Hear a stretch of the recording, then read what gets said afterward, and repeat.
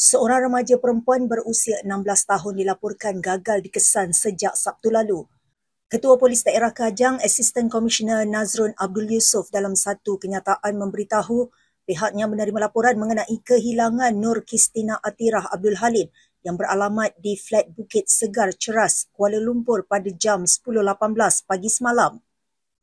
Menurutnya, remaja itu yang berkulit cerah dengan ketinggian 156 cm, berat 55 kg, berambut ikal dan ketika kali terakhir dilihat berbaju lengan panjang beserta berseluar jeans berwarna biru terang.